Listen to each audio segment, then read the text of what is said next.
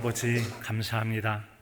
금년 들어 10월의 마지막 주일을 저희가 종교계획절로 지켜 예배함으로 영광 돌리게 하시니 감사드립니다.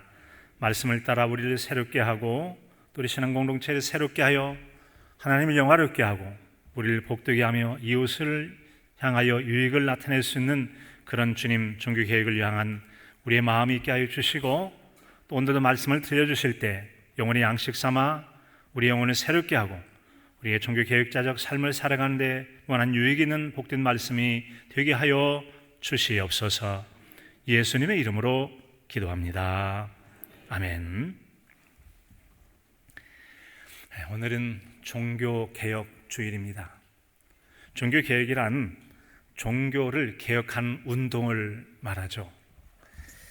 그런 개혁은 정도를 벗어난 타락한 종교를 올바른 제자리로 회복하고 되돌리기 위한 개혁 운동이라 할 수 있습니다. 지금부터 500여 년 전인 1500년대, 그때를 16세기라고 하는데, 그 16세기 로마 가톨릭 교회가 가지고 있던 여러 가지 교인의 문제들이 있었습니다. 여러분, 완전하지 못한 사람, 허물이 있는 사람들이 모여 사는 곳에는 그와 또 그가 속해 있는 공동체가 다 여러 가지 허물과 문제들이 있을 수 있죠. 당연히 그런 것처럼 교회들에도 문제가 있었습니다. 우리 교회와 같은 기독교를 새로운 교회라는 뜻으로 신교 혹은 개신교라고 부르기도 합니다. 그 신교가 아직 생기기 이전에 옛날 교회 구교라고 부르는데, 가톨릭 교회가 바로 지금처럼 세계 각지에 아직 복음이 충분히 다 전파되기 이전이었습니다. 500여 년 전이었던 그 당시에 오늘날 이탈리아의 로마 가톨릭 교회에 큰 성당을 건축하게 됩니다. 건축을 하려면 공사비가 좀 들죠. 자, 그래서 여러분, 공사를 하는데 공사비가 모자라다 보니까 그 모자란 건축비를 충당하려고 이제 면죄부를 팔기 시작합니다. 면죄부라고 하는 것은 돈이나 값어치 있는 것들을 바치게 되면 당신의 죄는 해결받았소라는 그런 표식으로 주어지는 증서를 가리켜서 면죄부라고 말합니다. 자, 그런 일을 비롯해서 당시에 로마 가톨릭 교회가 가진 여러 문제들이 있었는데, 그런 교회의 부정, 즉 바르지 못한 것과 깨끗하지 못한 것들을 비판하고 그런 문제에 개혁을 주장하며 항거한 사람들이 있었습니다. 그 사람들을 통해서 오늘날 개신교라고 말하는 우리의 교회와 같은 교회가 생겨나게 된 것이죠.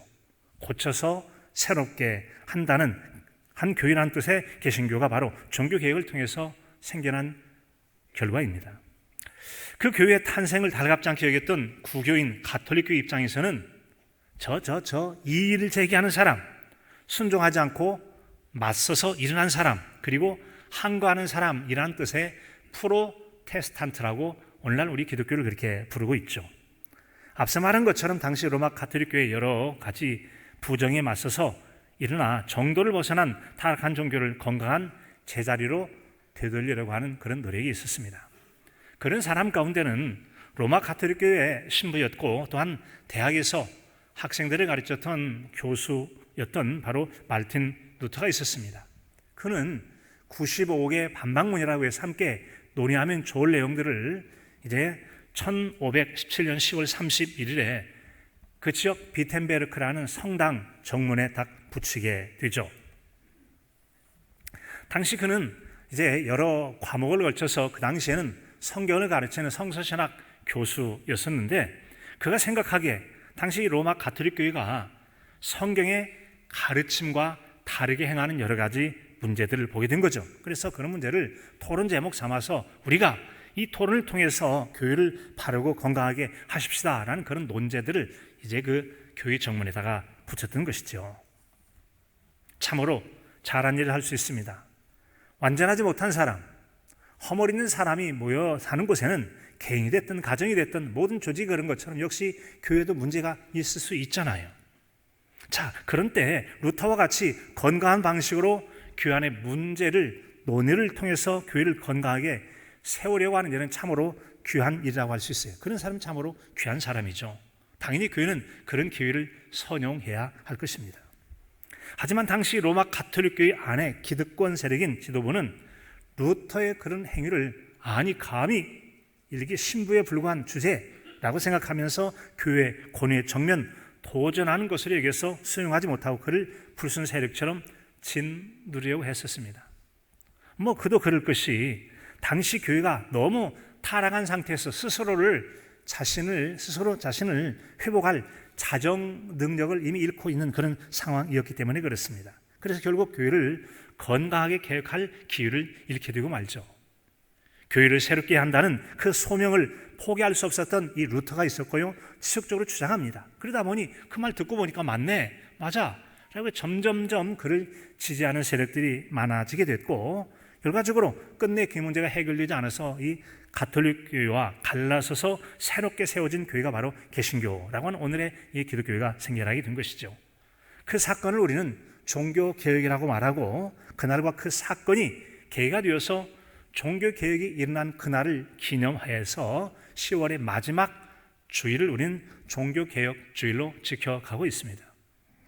그 같은 종교개혁을 일으켰던 이 종교개혁자 말틴 루터라고 하는 사람은 철저하게 하나님 말씀인 성경책의 권위를 참으로 중요시했습니다. 성경책의 권위를 귀히 여기고 뿐만 아니라 하나님의 은혜를 강조함으로써 당시에 부패한 교회들을 개혁하고자 하는 그런 열망을 품고 있었습니다.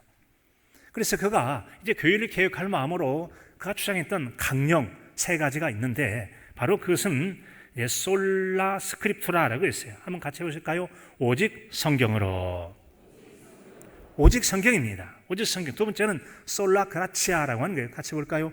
오직 은혜. 오직 은혜. 그리고 솔라 피데라고 해서 오직 믿음. 오직 믿음. 그렇습니다. 그는 오직 성경과 오직 하나님의 은혜와 그리고 오직 믿음으로 라고 하는 이 3가지를 강령으로 그가 내세웠던 것이죠. 전 루터는 진리를 판단하는 최종 권위라고 하는 것은 당시에 부패한 가톨릭 교회가 해석하는 것이 맞는 게 아니라 성경이 맞다, 철저하게 성경 중심이 되기를 바랬던 것입니다. 뿐만 아니라 인간의 구원은 사람의 행위에 있는 것이 아니라 하나님의 은혜로 말미암아 구원을 얻는다는 점을 강조했어요. 우리는 하나님의 은혜로 살아가는 존재라는 겁니다. 아울러서 우리는 연주보나 그 어떤 것도 아닌 예수 그리스도를 믿는 믿음을 통해서만 구원을 받을 수 있다라고 하는 점이었습니다. 이처럼 바로 오직 성경으로, 오직 은혜로, 오직 믿음으로라는 3가지 강령을 주장하며 정말 이 타락하고 부패한 교회들이 바로 회복되어야 된다는 것을 주장했던 것입니다.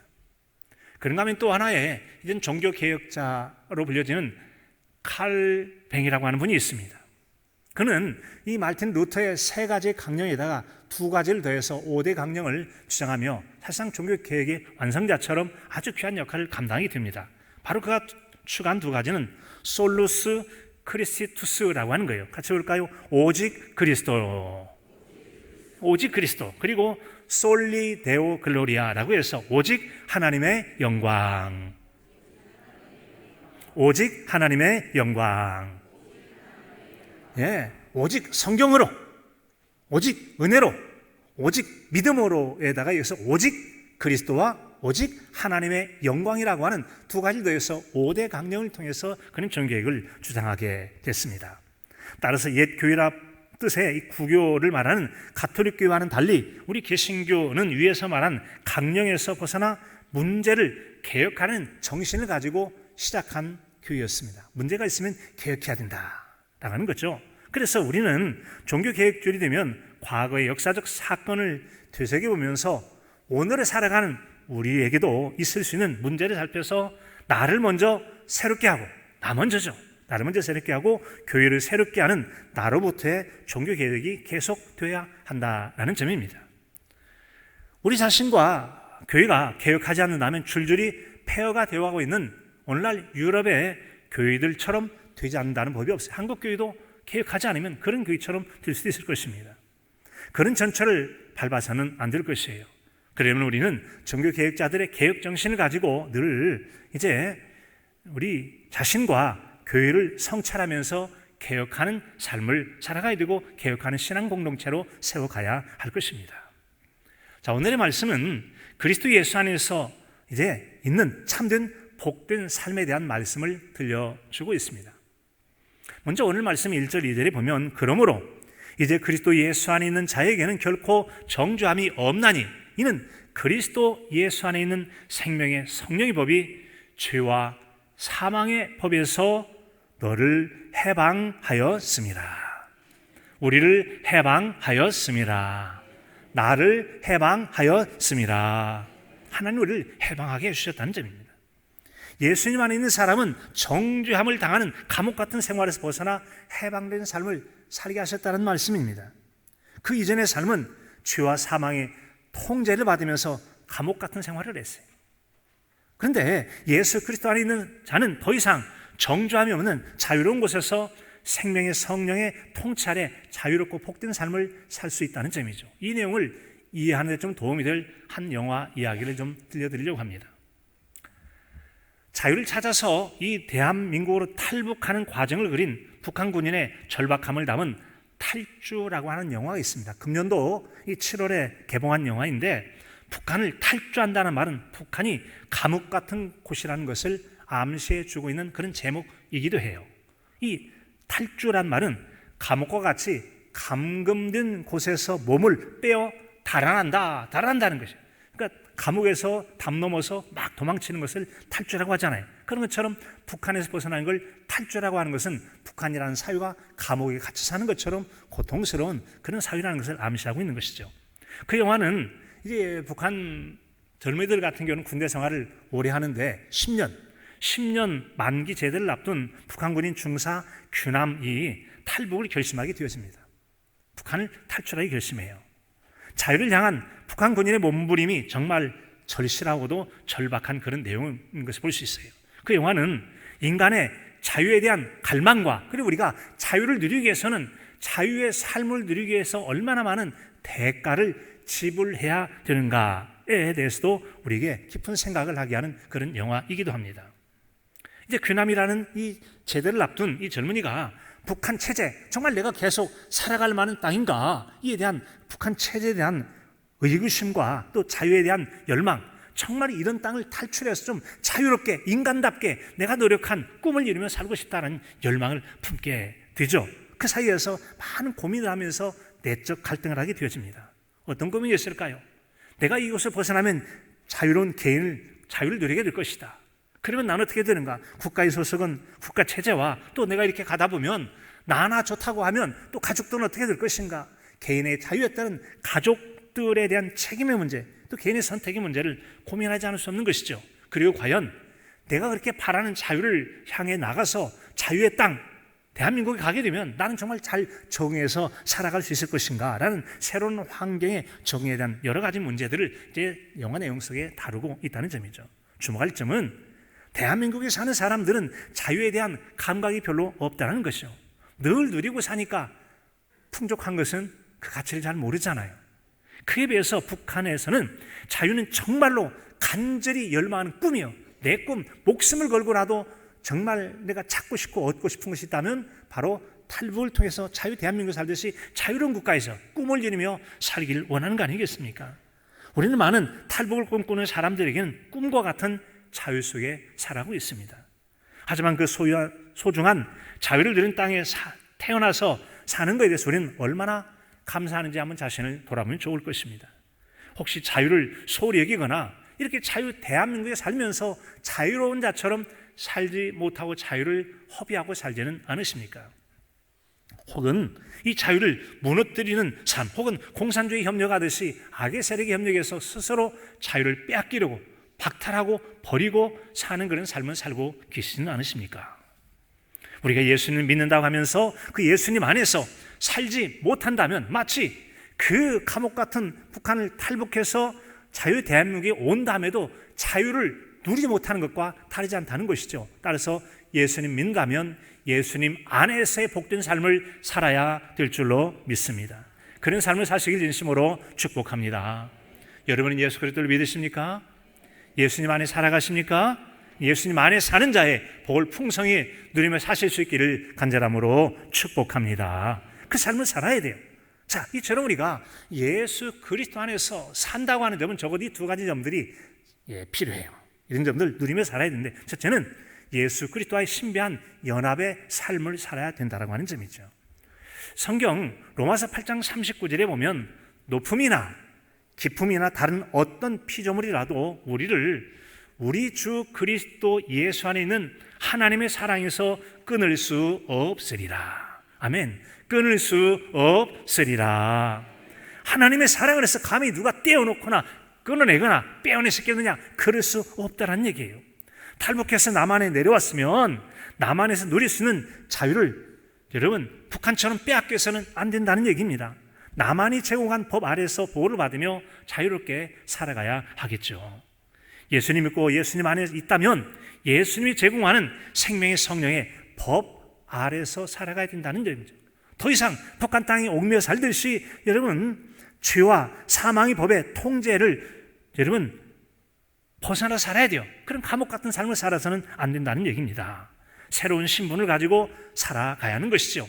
이런 새로운 신분을 가지고 새롭게 사는 삶에 대해서 바울 사도는 고린도 교회에 보낸 편지 가운데 이렇게 들려주고 있죠. 고린도서 5장 17절의 말씀이에요. 그런즉 누구든지 그리스도 안에 있으면 새로운 피조물이라. 이전 것은 지나갔으니 보라 새 것이 되었도다. 보라 새 것이 되었도다.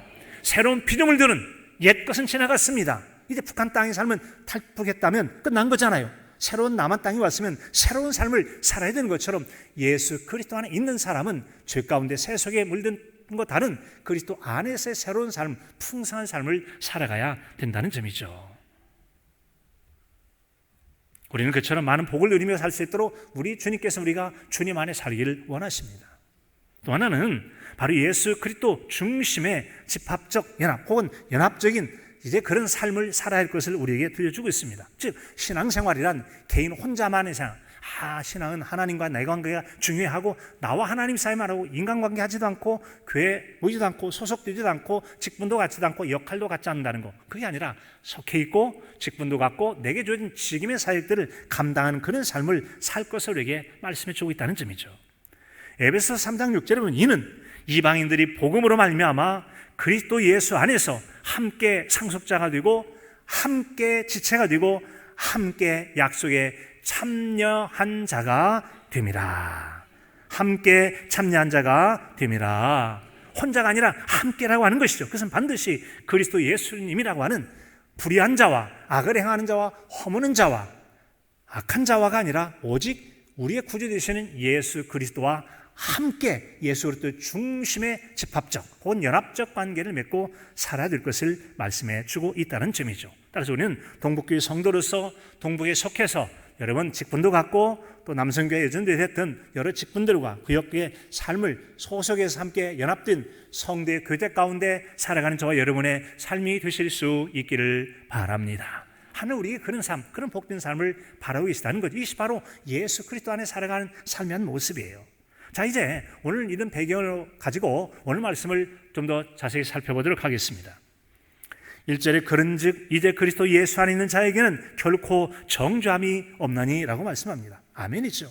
정죄라고 하는 것은 이미 죄가 있는 것 단정해. 당신은 죄인이야. 당신 죄 있고만. 이게 정죄죠. 정죄라는 건데 여러분 이것은 심판 자체를 뜻하기도 하지만 여기서는 오늘 말씀에서는 심판의 결과로 오는 유죄 판결. 당신 무죄, 유죄 말이 정죄가 된 거죠. 유죄라고 하는 거죠.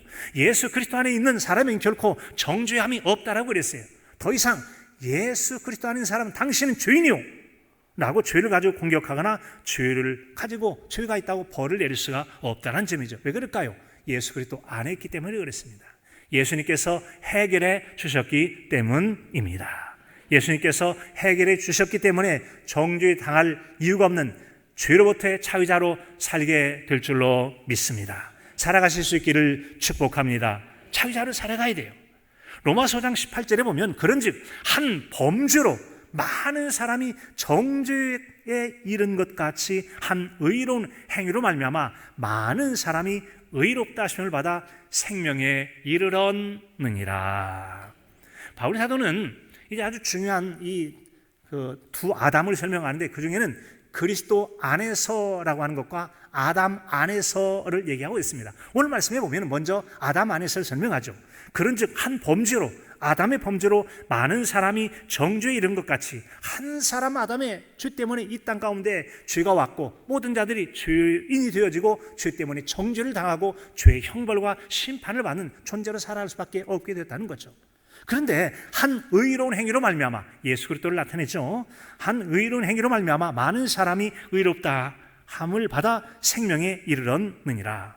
우리 주 예수 그리스도 한 분의 십자가에 달려 죽으시는 대속적 죽음이라고 하는 그 의로운 행위로서 우리 모두가 의롭다 하심을 받아 생명을 가진 자가 된 줄로 믿습니다. 생명 가진 자가 된 줄로 믿습니다. 이미 생명 가진 자로 살고 있습니다. 그 삶을 벗어나지 말고 예수님 안에서 예수님과 생명으로 연합된 삶을 살아야 될 것을 우리에게 오늘 말씀에 들려주는 것 아니겠습니까? 참으로 복된 말씀입니다. 바라기는 아담의 죄로 인해서 우리 죄의 고통과 형벌에서 벗어나 예수 그리스도로 말미암아 진정한 예수 그리스도와 함께 사는 생명의 풍성의 복을 누리며 사는 저와 여러분의 삶이 되시기를 진심으로 축복합니다. 2절에는 이는 그리스도 예수 안에 있는 생명의 성령의 법이 죄와 사망의 법에서 너를 해방하였습니다. 나를 해방하였습니다. 우리를 해방하였습니다. 아멘이고 아멘이죠. 정말 해방해 주셨어요. 자, 생명의 성령의 법, 그 성령님께서 여러분 우리에게 생명을 주시는 분으로서 그분의 보호와 돌보심과 인도 가운데 살아가는 삶을 말하는 것이죠. 로마서 8장 10절 11절에 보면 또 그리스도께서 너희 안에 계시면 몸은 죄로 말미암아 죽은 것이나 영은 의로 말미암아 살아있는 것이니라. 예수를 죽은 자 가운데서 살리신 이의 영이 너희 안에 거하시면 그리스도 예수를 죽은 자 가운데서 살리신 이가 너희 안에 거하시는 그의 영으로 말미암아 너희 죽을 몸도 살리시리라. 아멘. 우리는 예수 그리스도를 영접하면 우리 주님이 우리 안에 계시잖아요.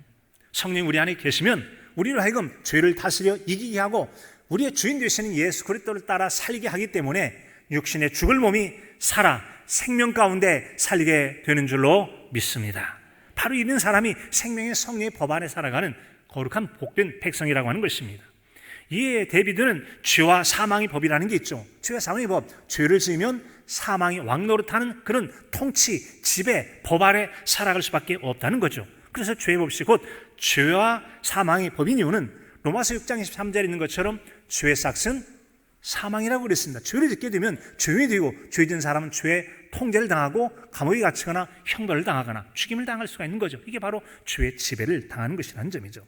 이런 죄의 굴레, 감옥 같은 굴레, 형벌의 굴레를 벗어나서 자유하게 살 수 있도록 우리 주님께서는 친히 한 의로운 십자가에 달려 죽으시는 대속의 은총을 통해서 저와 여러분을 사망에서 생명으로 올려 자유자로 해방시켜 주셔서 그 은혜를 누리며 살게 하신 줄로 믿습니다. 지금 우리가 그런 은혜를 누리기 때문에 예수님이야말로 진정한 우리의 구원의 은혜, 바로 은혜 베풀어 주신 소중한 생명의 은인이라고 하는 점이죠. 자, 그런데 우린 여러분 오늘날 어떻게 살아가고 있습니까? 실제 우리의 모습은 그렇게 믿음으로 꿈꾸며 살지만 그렇게 사는 사람도 있으나 그러지 못한 경우가 참으로 많다는 점이죠. 로마서 7장 21절에 보면 그러므로 내가 한 법을 깨달았노니 곧 선을 행하기 원하는 나에게 악이 함께 있는 것이로다. 도대체 나는 왜 이렇게 사는 거지?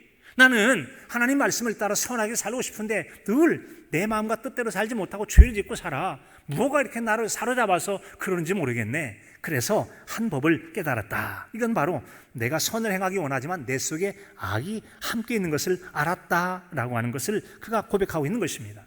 이처럼 내 안에 내가 원하는 선한 마음대로 살지 못하게 하는 육신의 욕구의 법, 죄의 친밀한 본성의 법처럼 나를 그 악한 상태로 빠뜨리는 경우가 있더라는 거죠. 그런 법에서 우리 주님께서 해방시켜 주셨다는 점이죠. 그래서 우리는 다시는 그런 소중한 우리 주님의 핏값으로 사신 그리고 자유하고 해방하게 한 이런 주님 안에 성령 안에 살아가는 삶을 빼앗기지 않기를 주님은 원하고 계시는 것이죠. 사랑하는 성도 여러분, 소중한 그 신앙의 삶, 은혜의 삶을 잘 지키고 보존해 가실 수 있기를 바랍니다. 주님께서 우리에게 원하시는 바예요. 또한 3절에 보면 율법이 육신으로 말미암아 연약하여 할 수 없는 그것을 하나님은 아시나니 곧 죄로 말미암아 자기 아들을 죄 있는 육신의 모양으로 보내어 육신의 죄를 정하사라고 말씀하고 있어요. 여기서 죄 있는 육신의 모양이란, 우리 주님은 하나님의 아들로서 이 땅에 오실 때 그 걸어가신 분이 죄인의 모습인 인간과 똑같은 모습으로 이 땅에 오셨다는 것이죠. 하나님은 바로 그 아들 되신 예수님에게 모조리 죄를 짊어지시고 죽게 하심을 통해 죄를 정하게 하셨다, 죄의 문제를 해결하셨다라고 하는 그런 말씀입니다. 이에 대해서 히브리서 4장 15절에서 말씀하죠.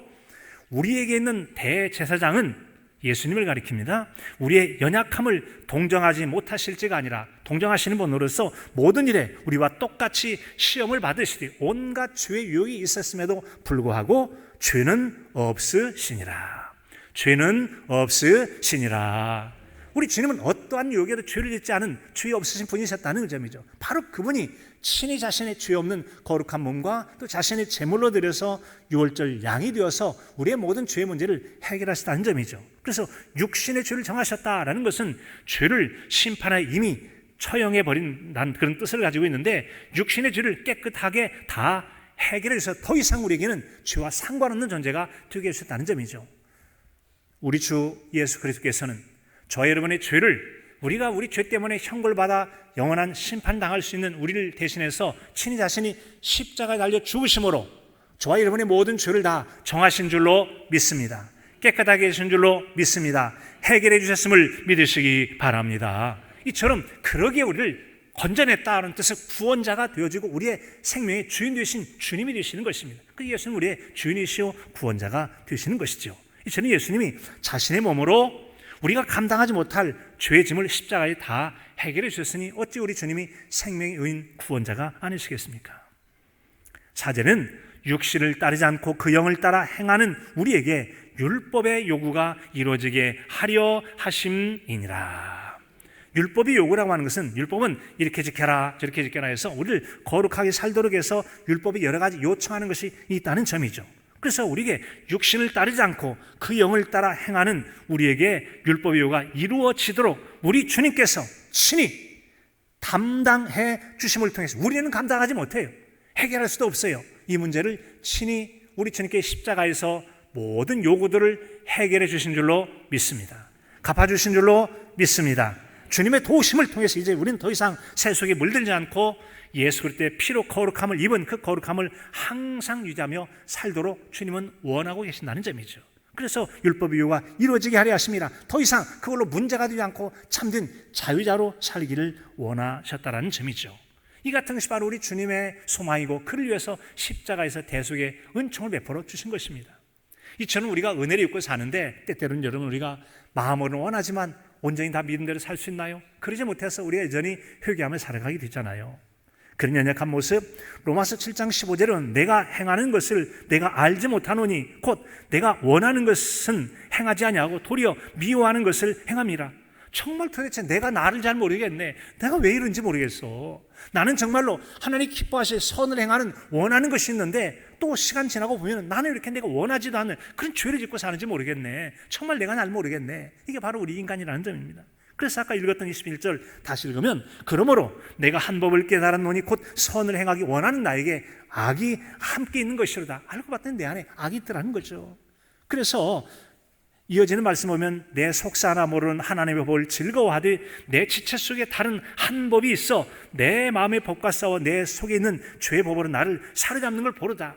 정말 내 내면 가운데 온갖 갈등이 많아요. 고민이 많아요. 왜 나는 하나님 말씀과 뜻에 따라 합당하게 살고 싶은데 늘 그러지 못하고 또 죄에 져서 넘어지고 또 죄에서 넘어지고 용서해 주세요 하고 그런지 모르겠다라고 하는 거죠.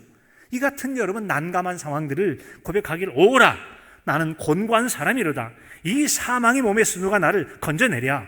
우리 주 예수 그리스도로 말미암아 하나님께 감사하리로다. 하나님께 감사하리로다.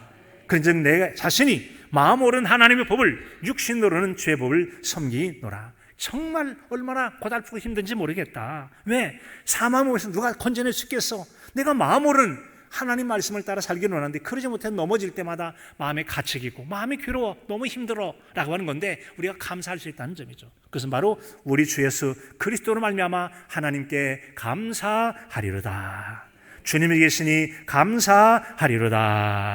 하나님이 도우시니 감사하리로다. 주님 붙들어 주시고 인도해 주시니 감사하리로다. 여러분, 그렇습니다. 이처럼 우리는 우리 스스로 할 수 없지만 주님의 도우심을 통해서 이겨낼 수 있으니 얼마나 감사한지 몰라요. 우리가 그런 삶을 살려면 아까 예수 그리스도 안에라고 하는 거죠. 그리스도와의 연합되는 것이죠. 주님과 함께하는 삶이고, 또한 우리가 혼자만이 아닌 나는 너를 너는 나를 서로가 함께 세워주는 그리스도의 교제적 관계를 통해서 우리는 죄와 맞서서 그리스도다운 삶, 그리스도 안에 참된 자유자의 삶을 살아갈 수 있다는 점이죠. 우리는 같이 삶을 살기로나 완전하지 못한 문제가 바로 오늘 종교개혁주일에 우리가 남을 향해서 교회도 개혁해야 되겠지만 또한 내가 먼저 나 자신의 문제가 신앙적으로 합당하지 못한 문제들을 새롭게 하는 종교개혁에 필요한 부분이 여러분 아니고 무엇이겠습니까? 신앙 공동체 안에 직분을 맡고 책임을 감당하고 혼자가 아닌 성도로서 연합적 성도로 살아가야 되는데, 이런 삶 가운데 남의 눈 속에 있는 티끌처럼 작은 것은 문제라고 말하기 쉬우나 사실은 대들보처럼 커다란 나의 문제는 보지 못하고 이것을 말하여 오히려 지적하고 이것 때문에 갈등이 있게 된다면 바로 종교개혁주의를 맞이해서 나 자신이 먼저 새롭게 되어지는 그런 변화가 있어야 될 줄로 믿습니다. 새롭게 되기를 사모하실 수 있기를 바랍니다. 바로 우리는 결과적으로 하나님 종교개혁자들이 강령으로 했던 것처럼 오직 성경으로, 오직 은혜로, 오직 믿음으로, 오직 그리스도, 오직 하나님의 영광을 위해서라는 이런 신앙적 강령에서 벗어나고 말씀에서 벗어난 것들이 바로 오늘 우리 개인적으로나 신앙 공동체 안의 종교개혁의 문제, 개혁해야 될 문제들 여러분 아니겠습니까? 내 삶은 살펴서 이 시대에 나는 진정으로 종교개혁자의 정신을 가지고 하나님을 영화롭게, 나 자신을 유익하게, 복되게, 또 이웃을 유익하게 하는 종교개혁적 삶을 통하여 복된 삶을 사시는 저와 여러분의 삶이 되실 수 있기를 간절함으로 축원합니다.